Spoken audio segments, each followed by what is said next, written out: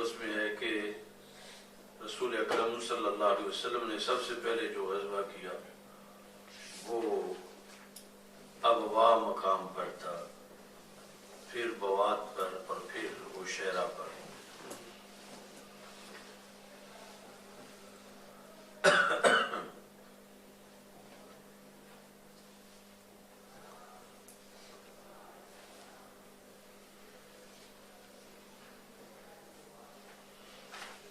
ابوا وہ جگہ ہے جہاں پر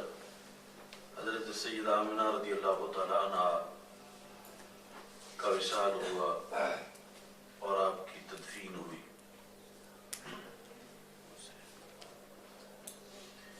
باقی جنگوں کی تعداد کے لحاظ سے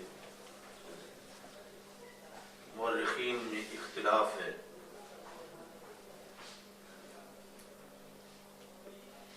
حضرت جابر رضی اللہ تعالیٰ عنہ سے مروی ہے کہ 21 غزوات ہیں۔ اس کے مطابق حضرت زید بن ارقم کا جو قول ہے 19 کا، تو یہ ہو سکتا ہے کہ 2 غزوات ان کے علم میں نہ ہوں۔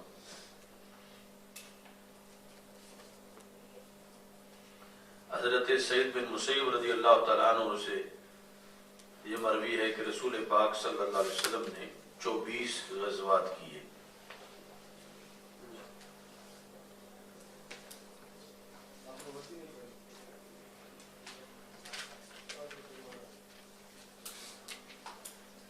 جبکہ جو مشہور مورخ ابن سعد انہوں نے 27 غزوات کا ذکر کیا ہے۔ تو اس طرح 19 سے لے کر 27 تک یہ مختلف اقوال موجود ہیں۔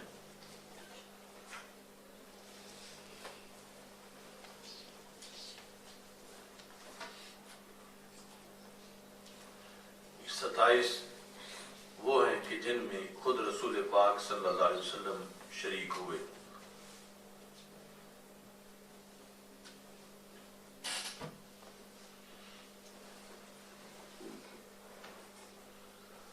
باقی یہ جو سکول کی کتابوں میں اردو لٹریچر میں ایک غلط تقسیم رائج ہے جس میں غزوہ اور سریہ میں فرق کیا جاتا ہے کہ غزوہ وہ ہے کہ جس میں رسول اکرم صلی اللہ علیہ وسلم خود تشریف لے گئے ہوں، اور سریہ وہ ہے کہ جس میں خود تشریف نہ لے گئے ہوں۔ تو یہ من گھڑت تقسیم ہے۔ عربی زبان میں مطلقاً کوئی جنگ بھی ہو اس کو غزوہ سے تعبیر کرتے ہیں۔ اسی بنیاد پر جو مستقبل میں ہند کے بارے میں جنگیں ہونی تھی تو انہیں غزوہ ہند سے تعبیر کیا گیا، اگرچہ وہ ساری مستقبل کی اس وقت کی تھیں کہ جب رسول پاک صلی اللہ علیہ وسلم دنیا سے تشریف لے جانا تھا، اس کے بعد وہ جنگیں شروع ہونی تھیں اور ہوئیں اور جاری ہیں۔ تو عربی زبان میں، عربی سیرت نگاروں میں اور عربی شارحین جو کتابیں ہیں ان میں ایسی کوئی تقسیم نہیں ہے کہ جس میں رسول پاک صلی اللہ علیہ وسلم اگر موجود ہوں تو پھر تو غزوہ ہے، اور اگر موجود نہ ہوں جنگ میں تو پھر سریہ ہے۔ ایسا نہیں ہے۔ سریہ ایک چھوٹا لشکر ہے، اور غزوہ جو ہے وہ رسول پاک صلی اللہ علیہ وسلم جن جنگوں میں تشریف لے گئے آپ کی ظاہری حیات میں وہ بھی غزوہ ہے، اور جن میں تشریف نہ لے گئے اور اپنے صحابہ کو بھیجا وہ بھی غزوہ ہے۔ اور یہ تقسیم کسی نے مال گھڑ کے رائج کی ہے۔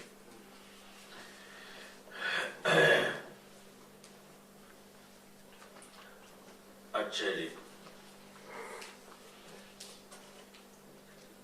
باب ذکر نبی صلی اللہ علیہ وسلم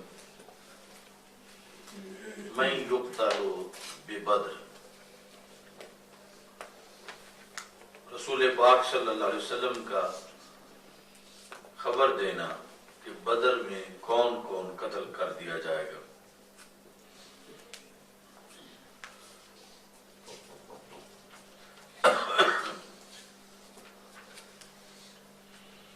تو یہ شریف جو آ رہی ہے اس میں کئی سوالوں کے جواب ہیں اور علوم مصطفیٰ صلی اللہ علیہ وسلم کی کئی وجوہ سے یہ دلیل ہے، اور یہ کہ قریش مکہ، مشرکین مکہ، کفار مکہ، وہ کافر و مشرک تو ضرور تھے مگر وہابی نہیں تھے، اور ان کے نظریے میں بھی یہ امر تھا کہ اگر رسول پاک صلی اللہ علیہ وسلم سچے نبی ہیں تو پھر مستقبل کی سچی خبریں دیتے ہیں، اگرچہ وہ کلمہ نہیں پڑھ رہے تھے لیکن یہ نظریہ پھر بھی قائم تھا۔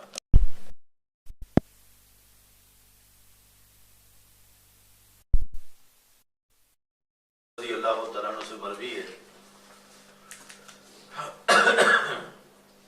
وہ حضرت امیہ بن خلف کے دوست تھے۔ سعد بن معاذ انصاری ہیں اور امیہ بن خلف صنادید قریش میں سے جو کٹر مشرک تھے اور کٹر دشمن تھے رسول اکرم صلی اللہ علیہ وسلم کے، ان میں سے ہے امیہ بن خلف، اور یہ کانا صدیقاً، یہ مطلب ہے کہ عہد جاہلیت میں کہ ابھی حضرت سعد بن معاذ رضی اللہ تعالیٰ عنہ نے کلمہ نہیں پڑھا تھا، اس وقت سے ان کی دوستی تھی، یعنی مدینہ منورہ کے سعد بن معاذ اور مکہ مکرمہ کے امیہ بن خلف کی دوستی تھی۔ پھر انہوں نے کلمہ پڑھ لیا اور ابھی وہ پہلے والا تعلق موجود تھا، تو ان کا آپس میں آنا جانا تھا۔ وَكَانَ أُمَيَّةُ إِذَا مَرَّ بِالْمَدِينَةِ نَزَلَ عَلَى سَعْدٍ، کہ امیہ جب مدینہ منورہ کے پاس سے گزرتا، یعنی وہ تجارتی سفر شام کا کرنے کے لیے جب نکلتا تو رستے میں مدینہ منورہ میں حضرت سعد کے پاس وہ رہا کرتا تھا عہد جاہلیت میں، اور حضرت سعد رضی اللہ تعالیٰ عنہ جب مکہ مکرمہ کسی کام کے لیے آتے تو امیہ کے پاس آ کے ٹھہرتے۔ اس طرح ان کا آپس کا گہرا تعلق تھا آنے جانے کے لحاظ سے۔ تو جس وقت رسول اکرم صلی اللہ علیہ وسلم نے ہجرت کی تو حضرت سعد رضی اللہ تعالی عنہ نے کلمہ پڑھا، اس کے بعد حضرت سعد رضی اللہ تعالی عنہ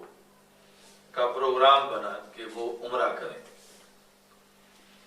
اور انہیں یہ تھا کہ باقی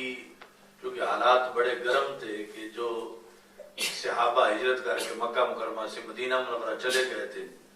تو شدید دشمنی تھی آپس میں اہل مکہ کی ان صحابہ کے ساتھ جو مہاجرین تھے، تو حضرت سعد رضی اللہ تعالی عنہ کو یہ تھا کہ میرے تو یہ پرانے دوست ہیں تو باقی صحابہ تو جا کے عمرہ نہیں کر سکتے، میں جا کے عمرہ کر لیتا ہوں اپنے دوست کے بیاف پر کہ ہمارے پرانے تعلقات ہیں۔ تو وہ اس دوران کہ رسول پاک صلی اللہ علیہ وسلم مدینہ منورہ میں تھے، مدنی زندگی کا زمانہ تھا اور مکہ مکرمہ بھی فتح نہیں ہوا تھا اور ابھی جنگوں کا سلسلہ بھی شروع نہیں ہوا تھا، اس سے پہلے کا یعنی ہجرت اور بعد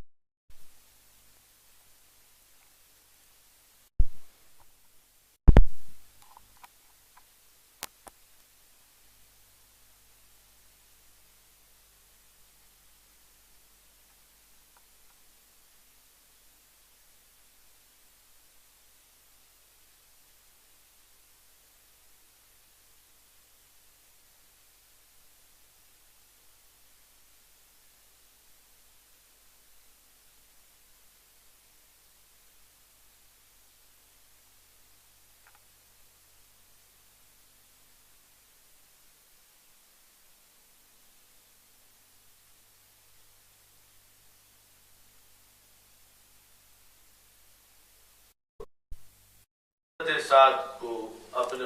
تعلق کی بنیاد پر تھا کہ یہ امیہ میرے ساتھ کھڑا ہوگا وہاں پر تو میں عمرہ کر لوں گا.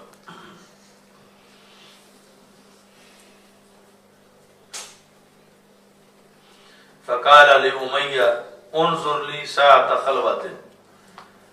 کہ میرے لیے تم وہ وقت تلاش کرو کہ جو رش نہ ہو. یعنی رش کا مطلب یہ ہے کہ کوئی بندہ بھی وہاں نہ ہو اور بالکل سناٹا ہو، الگ تھلگ. میں لعلی ان اطوف بالبیت، کہ میں بیت اللہ کا طواف کر لوں.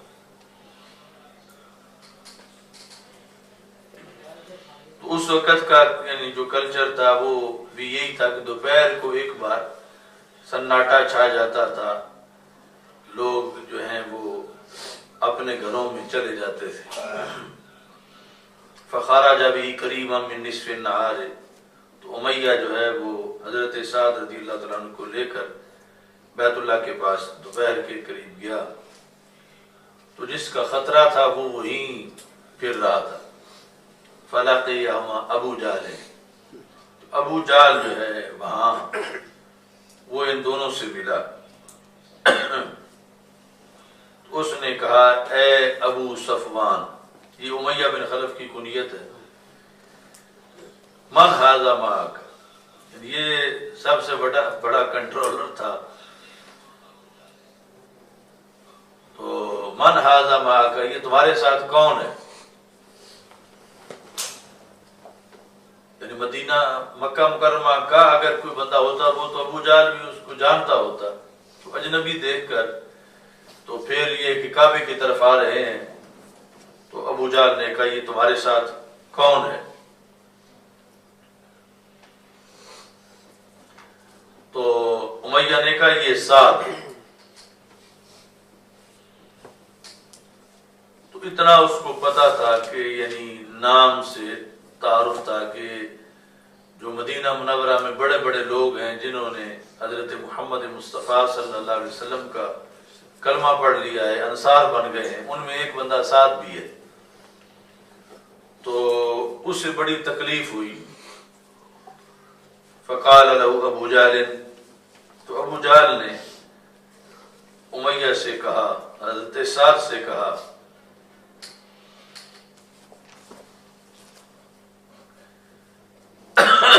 لا اراک تطوف بمکہ آمنا وقد آویتم السبات، یہ کیسے ہو سکتا ہے کہ تم پرامن طریقے سے مکہ مکرمہ میں طواف کر کے چلے جاؤ حالانکہ تم نے معاذ اللہ یہ لفظ بولے سبات، سبھی لوگوں کو تم نے پناہ دی ہوئی ہے. یعنی اپنی طرف سے بڑا کٹر مذہبی بن رہا تھا، جس طرح قریش اپنے آپ کو حمص کہتے تھے کہ بہت کٹر مذہبی. اور رسول پاک صلی اللہ علیہ وسلم کو اور جنہوں نے آپ کا کلمہ پڑھا تھا مہاجرین بنے تھے ان کو سابی یعنی دین بدلنے والے کہہ رہا تھا کہ تم نے سابیوں کو بنا دی ہوئی ہے، اتنا بڑا تم نے جرم کیا ہوا ہے معاذ اللہ، اور ادھر تم جو ہے وہ آ کے امن سے طواف کرنا چاہتے ہو کہ ہمارے دشمن جو ہے ان کو تم نے ٹھکانہ دیا ہے اور پھر ہمارے پاس ہی آ کے تم طواف کرتے ہو. تو یہ اس نے گڑبڑ شروع کر دی. تو یہ جرم یہ بتایا کہ قد آویتم سبات، سابی کی جمع ہے کہ تم نے سبات کو پناہ دی ہے. وزعمتم انکم تنصرونہم وتعینونہم، اور پناہ بھی اس درجے کی دی ہے کہ تم ان سابیوں کے بقول اس کے تم ان کے مددگار بنے ہوئے ہو. تنصرونہم وتعینون، یعنی صرف پناہ ہی تم نے نہیں دی، تم ان کے ساتھ باقاعدہ کھڑے ہو کہ جو ان پہ حملہ کرے گا تم ان کا جواب دو گے، تم مددگار بنے ہوئے ہو. تو گویا کہ تم وہی ہو جو یہاں سے بھاگ کے غم سے گئے ہو، ہمارے دشمن ہو، اور اب تم کس طرح طواف کر سکتے ہو.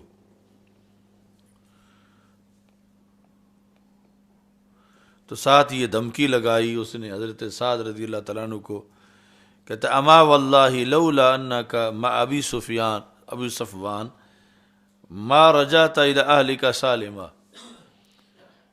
کہ طواف کرنا تو درکنار، اگر تم امیہ کے ساتھ نہ ہوتے تو پھر بچ کے یہاں واپس نہ جاتے، طواف تو ہم کرنے ہی نہیں دیں گے، لیکن ہم تجھے جان سے مار دیتے۔ اب تمہاری چونکہ تو دوستی ہے امیہ کے ساتھ، اور امیہ کے ساتھ تم یہاں کھڑے ہو، اس واسطے میں تمہیں قتل نہیں کرتا، ورنہ میں تمہیں قتل کر دیتا اور تم واپس گھر نہ جاتے لوٹ کے مدینہ منورہ۔ لولا انک مع ابی صفوان ما رجعت الی اہلک سالما، صحیح سلامت تم اپنے اہل کی طرف واپس نہ جاتے۔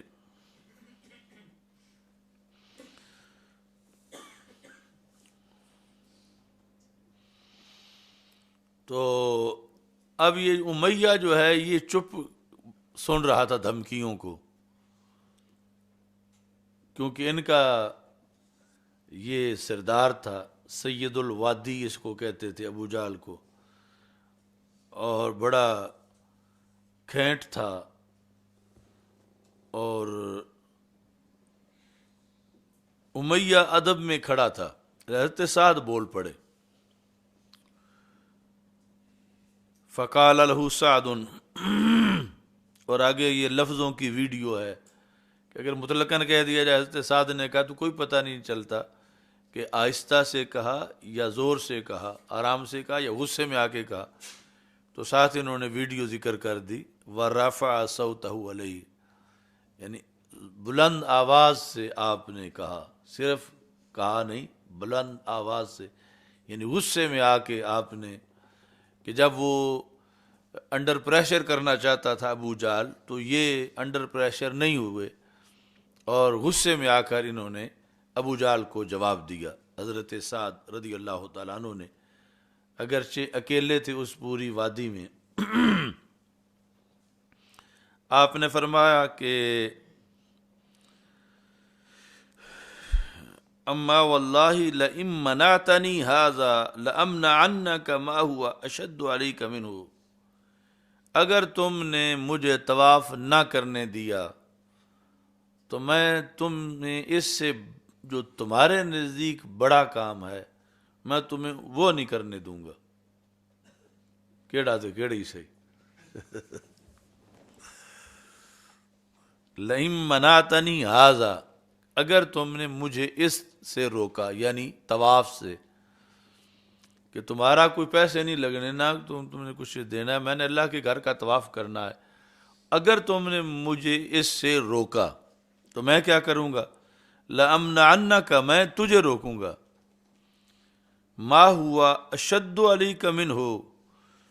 جو تمہارے لیے اس سے زیادہ اہم ہے، میں وہاں تمہیں نہیں گزرنے دوں گا۔ آگے اس کا بیان ہے، طریقوں کا علی اہل المدینہ تھے، کہ تو تمہارا تجارتی رستہ ہے شام کی طرف، جس کے بغیر تم زندہ نہیں رہ سکتے، جس تجارت کے بغیر، تو میں پھر مدینہ منورہ میں اس سڑک پہ جا کر دھرنا دوں گا، بیٹھ جاؤں گا، جس وقت تمہارے قافلے گزرنے لگیں گے تو میں روکوں گا، تو میں تمہاری تجارتی شاہراہ بند کر دوں گا، پھر کس طرح تم زندہ رہو گے؟ تو یہ آپ نے جوابی طور پر اس کو دھمکی دی کہ ایسا نہیں ہے کہ تم مجھے طواف نہ کرنے دو اور پھر تم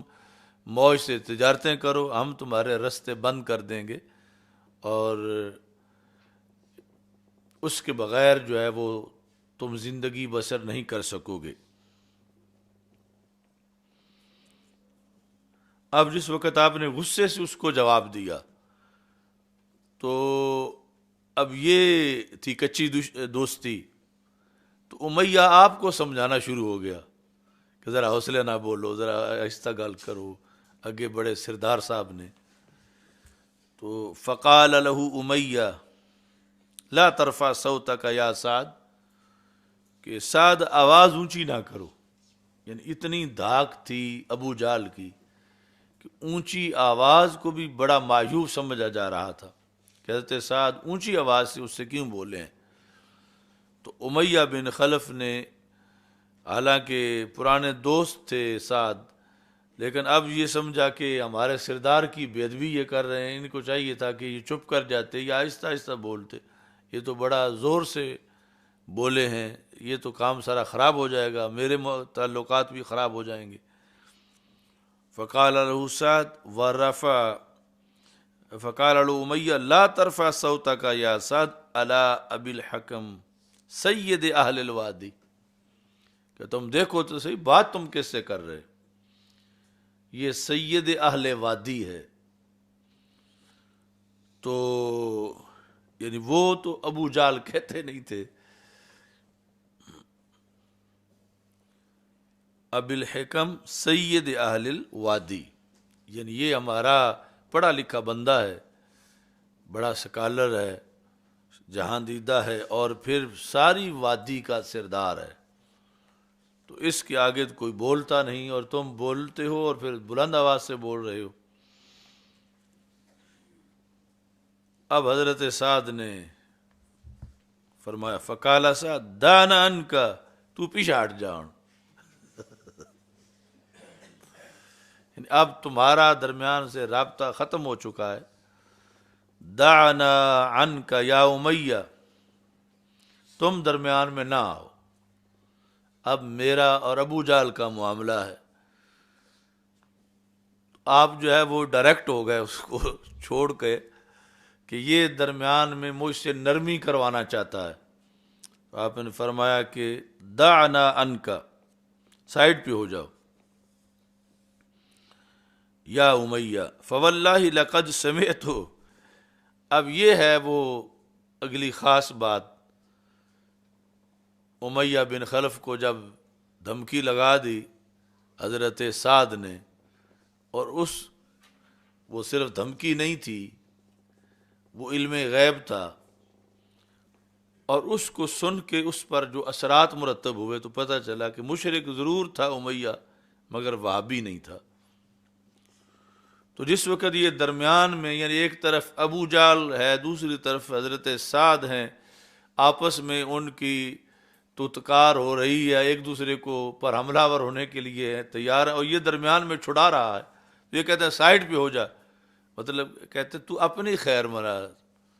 تو نے تو زندہ نہیں رہنا، تو نے مر جانا ہے، تیرے تو قتل کی FIR کٹی ہوئی ہے میرے پاس۔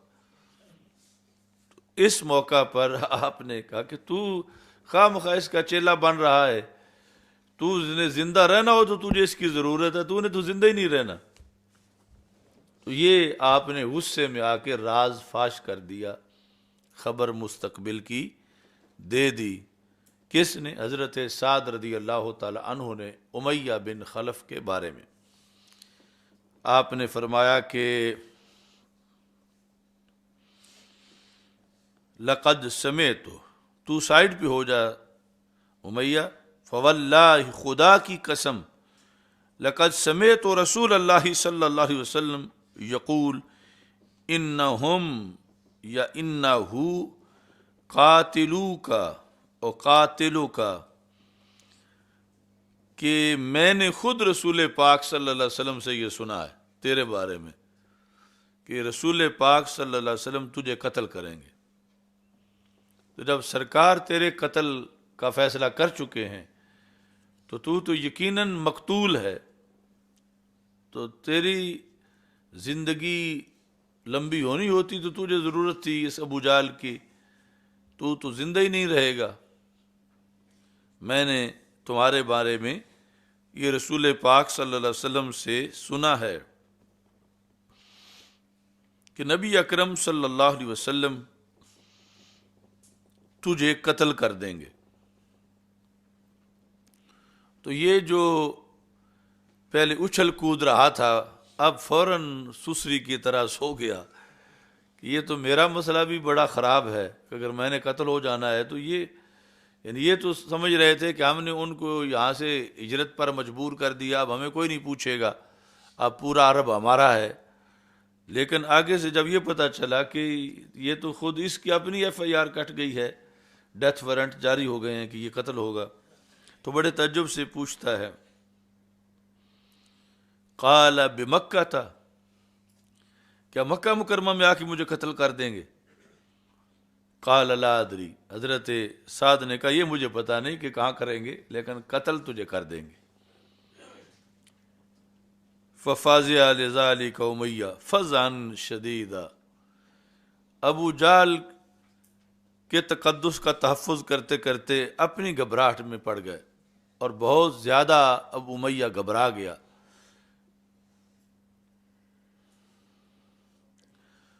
اور وہاں سے اتنا اس پر موت کا خوف طاری ہوا کہ فوراً گھر والی جا کے بتایا اس نے کہ میرا تو مسئلہ بڑا خراب ہو گیا ہے کہ میں نے تو قتل ہو جانا ہے۔ فلما راجع امیہ الی اہلہ، جب اپنی بیوی کے پاس گیا، قال یا ام صفوان، یہ خود ابو صفوان تھا، ام صفوان کو جا کے اس نے کہا الم ترئی ما قال علی سعد، یہ یعنی جب عجیب خبر ہو تو بندہ سمجھتا ہر ایک کو اس کا بات کا پتہ ہوگا، کیا تم نے نہیں دیکھا وہ جو سعد نے مجھے کہا؟ یعنی اس کا یہ خیال تھا کہ یہ تو ہر پتہ اب یہ بولی بول رہا ہوگا کہ اتنا بڑا حادثہ ہونے والا ہے، کیا تجھے نہیں پتا؟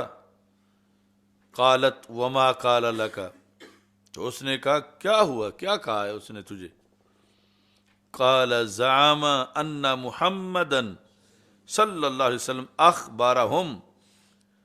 انہم قاتلیہ، کہ اس نے یہ بتایا ہے کہ حضرت محمد صلی اللہ علیہ وسلم نے ان کو میرے قتل کی خبر دی ہے کہ وہ مجھے قتل کریں گے۔ اب سب سے پہلے اس کا گھبرانا، ایک مستقبل کی خبر سن کے جو بظاہر بڑی بعید تھی، یعنی یہ ابھی وہ حالات تھے کہ شدید ترین صورتحال تھی اور بہت بڑا پریشر تھا کفار مکہ کا، ادھر کسی کا آنا مکہ مکرمہ میں مدینہ منورہ سے چل کر یہی بڑا مشکل تھا، آگے کوئی کاروائی کرے وہ تو بڑی دور کی بات، اور دوسری طرف یہ ہے کہ اس کو کوئی اغوا کر کے اٹھا کے لے جائے تو وہ بڑی بعید باتیں تھیں۔ لیکن اس کے باوجود اسے یہ یقین تھا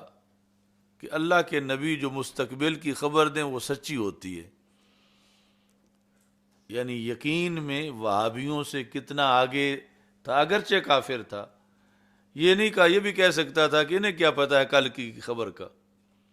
یہ کیسے بتا سکتے ہیں، ان کو مستقبل کا کیسے پتا ہو سکتا ہے، یہ کوئی نہیں جانتا تو میں کیوں فکر کروں۔ لیکن اسے فوراً گھبراہٹ طاری ہوئی اور پھر اسی کو جا کے آگے بیان کیا اپنی بیوی کے سامنے، بیان تب کیا جب اس کے ذہن پر یہ بات چھا گئی کہ ایسا ہوگا۔ اور اب جب اس وقت اس کی بیوی نے جب یہ بات سنی تو وہ بھی مشرکہ تھی مگر وابن نہیں تھی، آگے اس نے اس پر جو تبصرہ کیا وہ بڑا عجیب تبصرہ ہے۔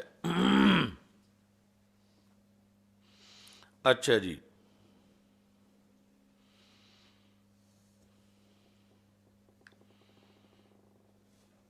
فقلت له بمکہ قال لا ادری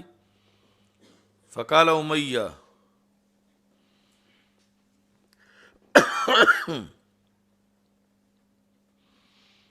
امیہ نے کہا کہ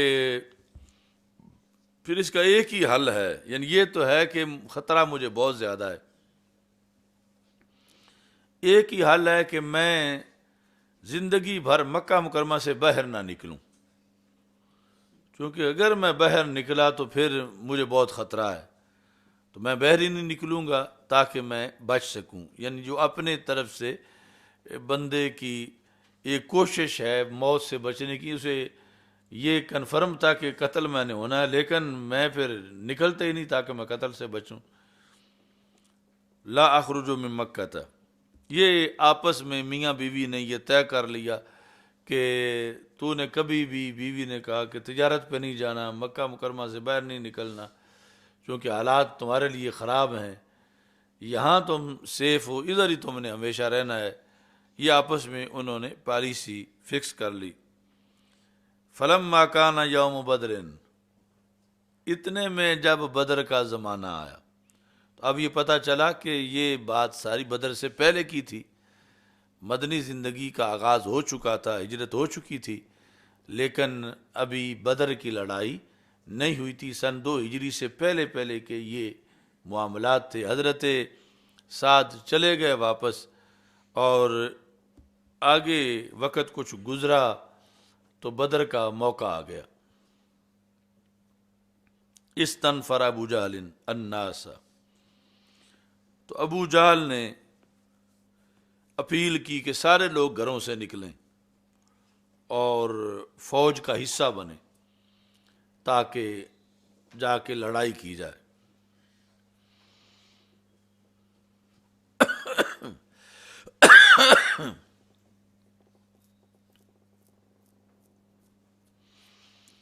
تو اس نے کہا کہ نکلو، سارے قافلے کے ساتھ کھڑے ہو جاؤ۔ امیہ کو وہ ذہن میں بات تھی کہ میرے لیے مکہ مکرمہ سے باہر حالات بڑے خراب ہیں، اگر میں ہتھے چڑھ گیا میں واپس نہیں آؤں گا۔ تو کارہ امیہ تو ان یخرج، اس نے ناپسند کیا، ابو جہل کے سامنے کچھ اس نے اظہار کیا، یعنی حوالہ دیا ہوگا کہ فلاں موقع پر جب وہ سعد آئے تھے تو وہ مجھے بتا گئے تھے، لہذا میرا جانا جو ہے وہ صحیح نہیں ہے۔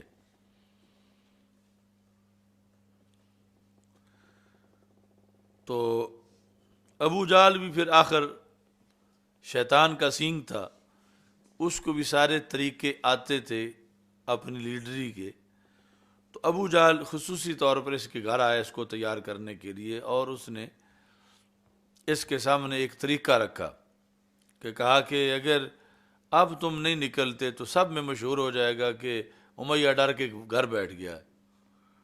تو اس وقت تمہیں نکلنا چاہیے۔ جب تھوڑا سا سفر طے ہوگا، رات گزرے گی رستے میں،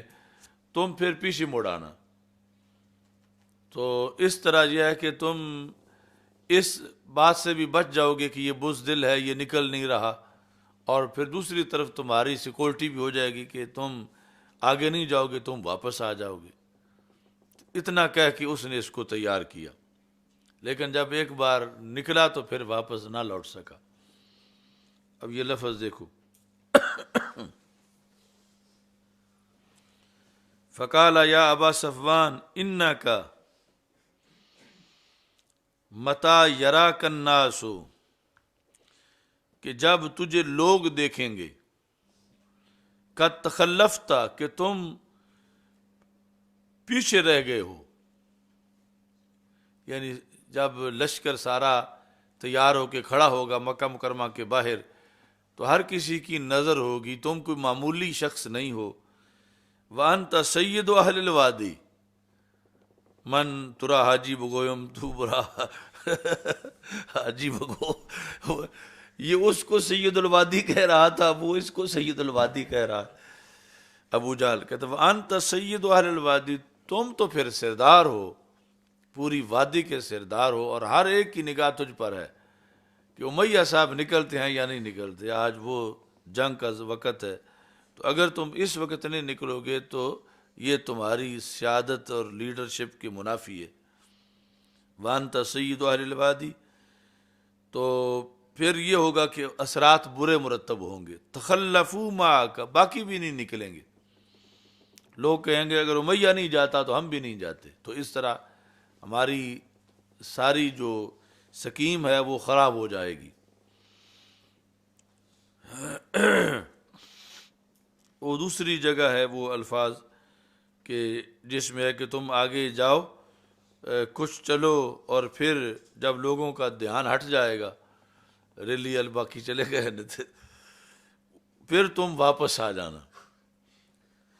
اچھا جی، فلم یزل بھی ابو جہل، ابو جہل جو ہے وہ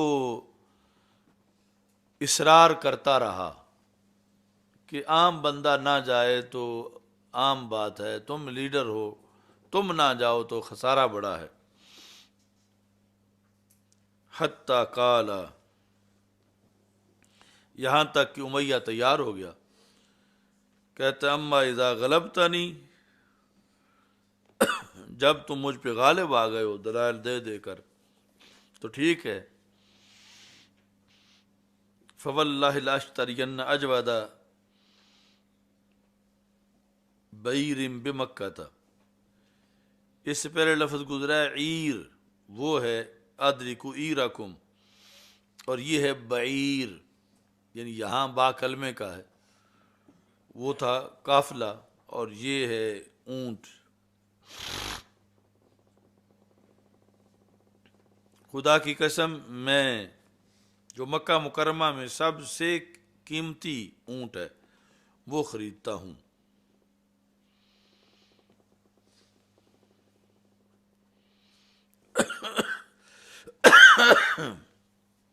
اب یہاں ابو جہل سے جب بات چیت ہو گئی، اب یہ گھر گیا، گھر والی کو جا کے اب کہنا تھا کہ میری تیاری کرو، میں نے جانا ہے، اور گھر والی کے ذہن میں وہ اس دن والی بات بیٹھی ہوئی تھی پکی۔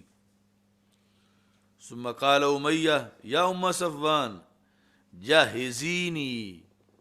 جاہز، جاہزا، جاہزو، جاہزی، جاہزینی، مجھے تیار کرو۔ وقالت له یا ابا صفوان وقد نسیت ما قال لك اخوك الیسربی،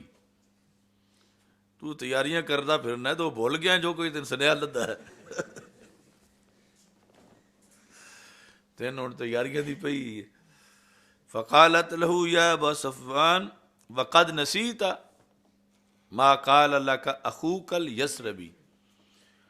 وہ جو تیرے یسربی بھائی نے تجھے بتایا تھا کیا وہ تم بھول گئے ہو؟ یعنی چونکہ اس وقت مدینہ منورہ یسرب کہلاتا تھا، اور حضرت سعد کو یسربی بھائی کہہ رہے ہیں کہ تمہارا یسربی دوست، وہ جو تمہیں اس نے کہا وقد نسیت ما قال، تم بھول گئے ہو؟ قال لا، بھولا تو میں نہیں ہوں۔ وما اريد ان اجوز معهم الا قریبا، میں بس تھوڑا جا باہر نکلنا ہے پھر میں آ جانا۔ وما اريد ان اجوز معهم الا قریبا،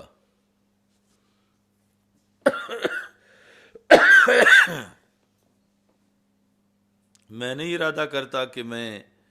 ان کے ساتھ جاؤں مگر تھوڑا سا۔ فلما خرج، اب جس وقت باہر نکلا،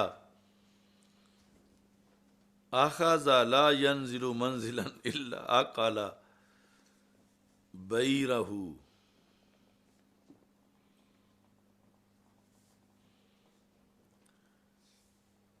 لا ينزل منزلا الا اقال بعیرہ، کہ جہاں بھی یعنی جس منزل پہ پڑاؤ کرتے تو یہ اپنا اونٹ باندھ کے کوئی جائزہ لیتا حالات کا، کیا ہم لوگ مجھے دیکھنا چھوڑ گئے ہیں، کہ دھیان لوگوں کا آگے پیچھے ہو گیا ہے تو سارے اس کی طرف ہی دیکھ رہے ہوتے، تو اس کو فرار کی جگہ نہ ملی، تو پہلی منزل پہ کہا چلو آگے جا کے میں لوگوں کی آنکھوں میں دھول جاؤں کہ آ جاؤں گا، تو آگے جب گیا تو پھر جو ہے وہ سارے اس کی طرف بیٹر بیٹر دیکھ رہے تھے۔ تو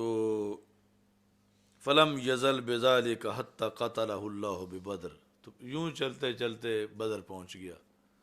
اور پھر وہاں سے واپس نہ آیا اور وہاں قتل ہوا۔ تو یہ جو رسول اکرم صلی اللہ علیہ وسلم نے خبر دی ہوئی تھی، جس کا پتہ حضرت سعد کو تھا، عام مشہور نہیں تھی بات، لیکن غصے میں جب ابو جہل سے لڑائی کے وقت یہ آگے آگے امیہ ہو رہا تھا تو انہوں نے اس کی جو ہے وہ جلدی مٹائی کہ تم ایسے ہی جو ہے وہ درمیان میں آ رہے ہو، تم نے تو بچنا ہی نہیں۔ یہ کئی بار یہ حدیث جو ہے وہ بخاری شریف میں موجود ہے، یہاں وہ الفاظ ابھی نہیں ہیں کہ ان محمدً صلی اللہ علیہ وسلم اذا اخبر لم یکذب، کہ حضرت محمد صلی اللہ علیہ وسلم جب خبر دیں تو جھوٹ نہیں بولتے۔ تو یہ جب یہ تیاری کے لیے کہہ رہا تھا اپنی بیوی کو کہ تیاری کرو، تو اس نے اس وقت یہ بولا آگے سے کہ تیرے بارے میں وہ خبر دے چکے ہیں، اور ان کی یہ شان ہے کہ ان کی خبر جھوٹی نہیں ہوتی۔ تو مشرکہ ہونے کے باوجود جو ہے وہ اسے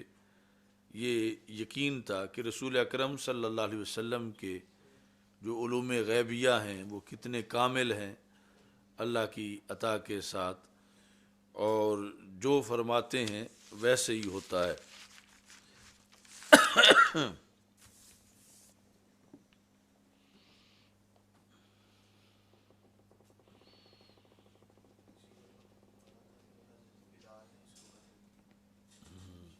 مطلب یہ ہے کہ وہ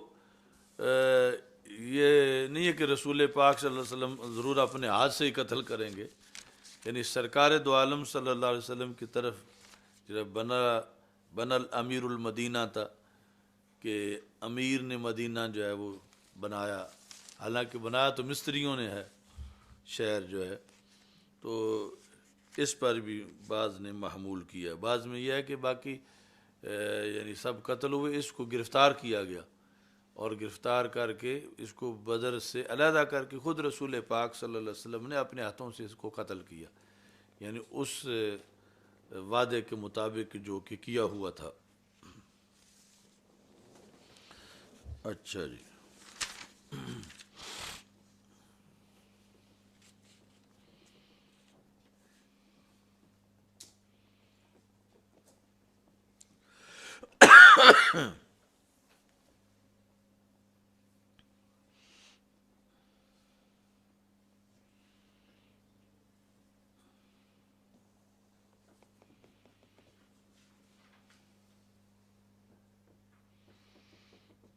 اب آگے 66 پہ 566 حدثنی عبداللہ بن محمد،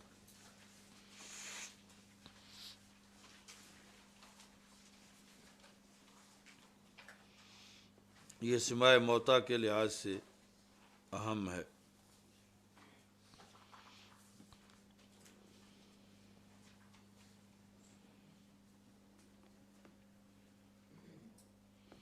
حضرت ابو طلحہ رضی اللہ تعالیٰ عنہ کہتے ہیں کہ رسول اکرم صلی اللہ علیہ وسلم نے بدر والے دن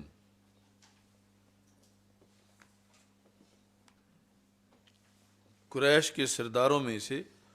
24 کے بارے میں حکم دیا، تو ان کو بدر کے گڑھوں میں سے ایک گڑھے میں گرا دیا گیا۔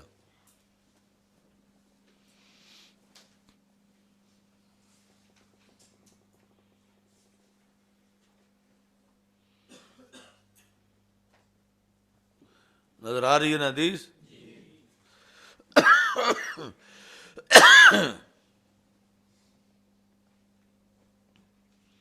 جو کہ بدبودار گڑھا تھا، اور رسول اکرم صلی اللہ علیہ وسلم کا یہ دستور تھا کہ جب کسی قوم پہ غالب آ جاتے تو میدان جنگ میں 3 راتیں قیام فرماتے۔ تو جب بدر میں تیسرا دن تھا تو رسول پاک صلی اللہ علیہ وسلم نے اپنی سواری کے بارے میں حکم دیا، یعنی سواری کے حکم کا مطلب یہ ہے کہ کجاوا رکھا جائے، سواری کو تیار کیا جائے۔ فشد علیہا رحلہا، تو کجاوا اس پہ باندھا گیا۔ پھر رسول پاک صلی اللہ علیہ وسلم چلے اور آپ کے صحابہ رضی اللہ تعالیٰ عنہ پیچھے پیچھے چلے۔ صحابہ کہتے ہیں کہ ہمارا یہ خیال تھا کہ رسول پاک صلی اللہ علیہ وسلم کسی کام کے لیے، یعنی خصوصی کام کے لیے تشریف لے جا رہے ہیں، یہاں تک کہ نبی اکرم صلی اللہ علیہ وسلم اس گڑھے کے کنارے پہ کھڑے ہو گئے، یعنی جہاں پر کافروں کے کٹے ہوئے جسم ڈالے گئے تھے۔ فجعل ینادیہم باسمائہم، تو رسول پاک صلی اللہ علیہ وسلم شروع ہوئے ان کو پکارنا، ینادیہم، بِأَسْمَائِهِمْ، ان کے نام لے کر، یعنی جو جو مرا پڑا تھا اس کا نام لیا، وَأَسْمَاءِ آبائِهِمْ، ساتھ ان کی ولدیت کا بھی ذکر کیا، یا فلان ابن فلان، اے فلاں فلاں کے بیٹے، یا فلان ابن فلان، اے فلاں فلاں کے بیٹے، یعنی ہر ایک جو ڈیڈ باڈی جس کی پڑی تھی اس کا نام لے کر، اس کے ابے کا نام ساتھ اس کی ولدیت کا ذکر کر کے آگے یہ فرمایا، اَيَسُرُّكُمْ أَنَّكُمْ أَطَعْتُمُ اللَّهَ وَرَسُولَهُ،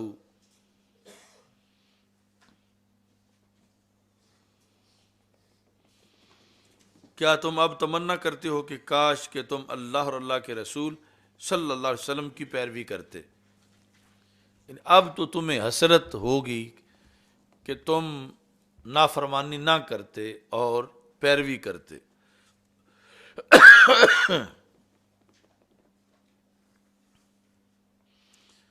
فَإِنَّا قَدْ وَجَدْنَا مَا وَعَدَنَا رَبُّنَا حَقًّا، ہم سے ہمارے رب نے جو وعدہ کیا اسے ہم نے تو سچا پایا، ہمارے رب نے ہماری مدد کا ہم سے وعدہ کیا تھا تو ہم نے تو سچا پایا۔ فَهَلْ وَجَدْتُم مَّا وَعَدَ رَبُّكُمْ حَقًّا، تم سے تمہارے رب نے جو وعدہ کیا تھا تمہارے گمان میں کیا تم نے بھی سچا پایا؟ کیونکہ جب یہ بات چیت ہوتی تھی تو یہ دعوے دار تھے کہ ہم اللہ کے زیادہ برگزیدہ ہیں کہ کعبہ ہمارے پاس ہے اور ہمارا اللہ سے بڑا رابطہ ہے، تو آپ نے فرمایا ہمارے رب نے ہم سے جو وعدہ کیا تھا وہ تو ہم نے سچا پایا، تو تم بتاؤ تمہارے رب نے جو تم سے وعدہ کیا کیا تم نے وہ سچا پایا؟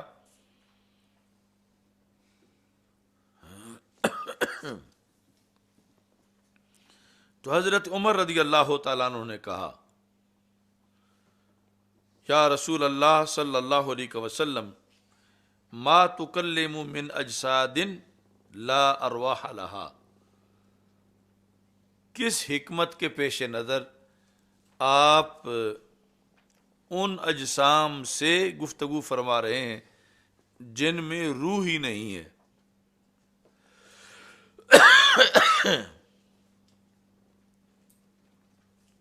لا ارواح لہا، لہا کا مرجع اجساد، جن اجساد میں کوئی روح نہیں ہے، آپ ان اجساد سے کس لیے گفتگو فرما رہے؟ یعنی یہ جو اس کلام کے یعنی دو مطلب ہو سکتے ہیں، ایک مراد ہے دوسرا مراد نہیں۔ ایک تو یہ ما تکلمو کہ کوئی تنقید کرے، اعتراض کرے، ایسا تم کیوں کر رہے ہو؟ تو رسول پاک صلی اللہ علیہ وسلم کے فعل پر کوئی تنقید نہیں کر سکتا، اہل ایمان کوئی اعتراض نہیں کر سکتا۔ دوسرا یہ ہے کہ اس کی حکمت پوچھی جا رہی تھی کہ ان میں تو روح ہی نہیں ہے، تو ان سے بات کرنے کا فائدہ کیا ہے، حکمت اس میں کیا ہے؟ یعنی بات کرنا آپ کا یہ صحیح ہے، اس پر اعتراض نہیں، اس پر تنقید نہیں، آپ جو فرما رہے ہو برحق ہے، یہ آپ کے شایان شان ہے، آپ کوئی ناجائز بات نہیں کر رہے، لیکن ہمیں اس کی حکمت سمجھائیے کہ وہ جسم جن میں روح نہیں ہے ان سے بات کرنے کی کیا حکمت ہے؟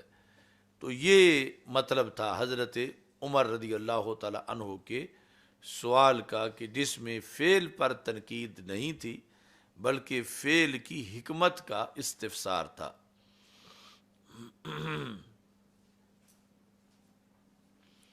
تو نبی اکرم صلی اللہ علیہ وسلم نے ارشاد فرمایا، والذی نفس محمد بیدہ، مجھے اس ذات کی قسم جس کے قبضہ قدرت میں میری جان ہے، ما انتم باسمع، ما انتم باسمع، اے میرے صحابہ تم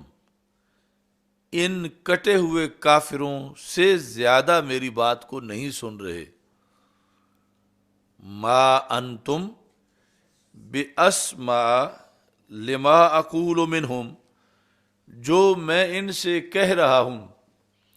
تم ان سے زیادہ نہیں سن رہے. مطلب یہ جیسے تم سن رہے اتنی وہ بھی سن رہے ہیں. ما انتم باسمع، اس میں تفضیل ہے کہ تم اسمع نہیں ہو، تم بھی سامع ہو، یہ بھی سامع ہے، تم ان سے زیادہ سننے والے نہیں ہو. کس چیز کو؟ لما اقول منہم، جو میں ان سے کہہ رہا ہوں. تو یہ ہے کہ مردہ اگرچہ کافر بھی ہو تو من وجہ سماعت تو اس کے لیے بھی ثابت ہے. باقی جو مومن ہے وہ درجہ بدرجہ پھر وہ سماعت زیادہ ہے. یعنی وہ اگر عام مومن ہے تو کافر کے مقابلے میں قبر میں اس کی سماعت زیادہ ہے. پھر حافظ ہے سماعت زیادہ ہے، حاجی ہے سماعت زیادہ ہے. تو اس بنیاد پر یعنی رسول اکرم صلی اللہ علیہ وسلم نے فرمایا، یہ بخاری شریف میں یہ ہے کہ جس وقت تم اس کو دفن کر کے واپس گھروں کی طرف جو ہے وہ جاتے ہو، انہو لیسمع قرع نعالہم، کہ وہ قدموں کی آہٹ بھی سنتا ہے. تو یہ جو کنسپٹ ہے نہ سننے والا، یہ اصل ہندو مذہب کے قریب ہے، سکھوں کے مذہب کے قریب ہے. یعنی یہ سکھوں والے دین کی طرف رہنمائی کرتا ہے بندوں کی، یہ جو نظریہ ہے. چونکہ جامد بے جان لکڑی یا بت یا کوئی چیز اس سے اور ڈیڈ باڈی، ان کا آپس میں زمین و آسمان کا فرق ہے.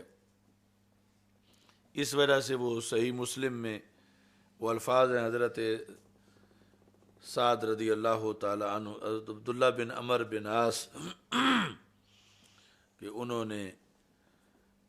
حضرت عمر بن عاص سے یہ روایت کیا کہ اذا دفنتمونی شنوا علی تراب شن ثم اقیموا حول قبری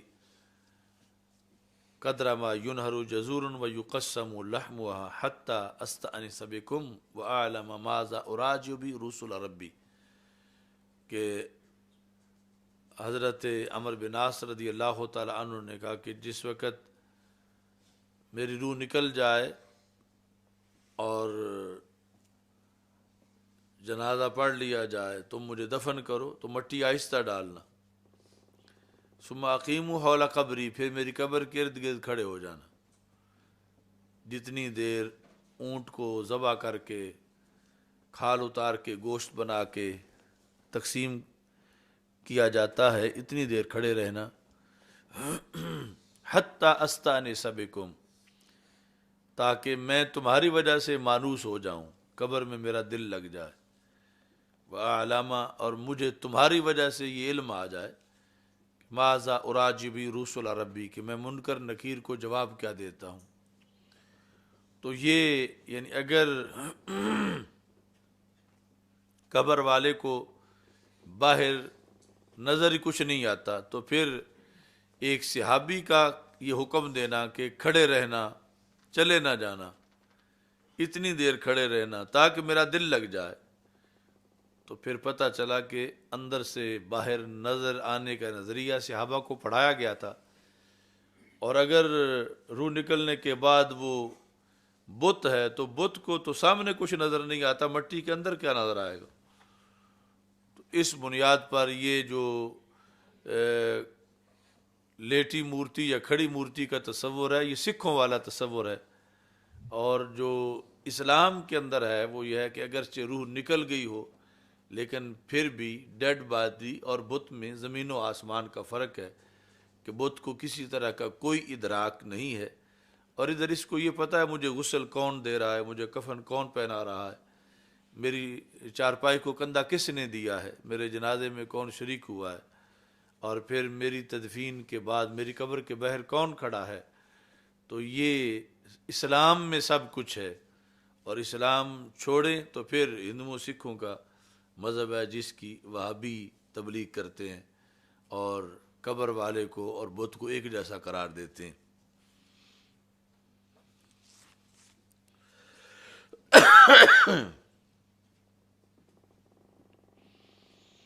قال قتادہ احیاہم اللہ حتی اسمعہم، اللہ نے ان کو زندہ کیا یہاں تک کہ انہوں نے رسول پاک صلی اللہ علیہ وسلم نے ان کو سنایا اپنا قول، توبیخا و تصغیرا، ان کو ذلیل و رسوا کرنے کے لیے اور انتقام لینے کے لیے، ان کو شرمندہ کرنے کے لیے۔ یہ یعنی حضرت قتادہ کا اپنا نظریہ ہے جو انہوں نے اس کے بعد بیان کیا۔ باقی یہ ہے کہ عام بندہ بلاتا ہے اس میں اور رسول پاک صلی اللہ علیہ وسلم کے بلانے میں زمین و آسمان کا فرق ہے، لیکن سن بات عام بندے کی بھی قبر والا رہا ہے، السلام علیکم یا علی القبور جب کہتا ہے یا اس طرح کی کوئی بات۔ اور رسول پاک صلی اللہ علیہ وسلم نے جو یہ عمل کیا اس کے لیے خصوصی طور پر اور بھی اللہ کی طرف سے اہتمام ہوئے، لیکن اس میں اس لحاظ سے خصوصیت کا قول درست نہیں ہے کہ کہا جائے کہ سرکار نے تو بولا تو وہ تو سرکار ہیں اس لیے آپ کا سن لیا اور عام جو ہے وہ کسی کا نہیں سن سکتے، تو وہ یعنی مطلقاً یہ جو صلاحیت موجود ہے سننے کی لیکن جواب نہیں دے سکتے، اور رسول پاک صلی اللہ علیہ وسلم کا بلانا اور عام بندے کا بلانا ہم اس کو برابر نہیں سمجھتے، وہ بہت زیادہ فروق ہیں اس میں، لیکن نفس سے سماعت جو ہے وہ عام انسان کے لحاظ سے بھی موجود ہے۔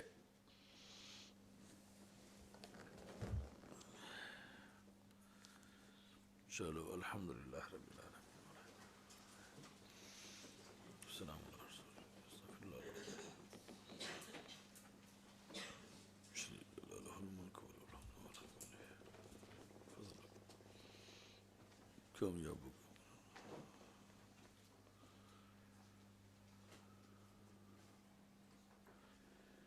الحمد رضا کے معمول ان کو شفا کامل آ جاتا یا شافی الامراض یا اشف مرضانا یا شافی انت الشافی یا کافی انت الکافی یا ناصر انت الناصر یا شافی انت الشافی اللهم اشفني عذب الباس رب الناس اشفني وانت الشافي شفاء لا يغادر سقما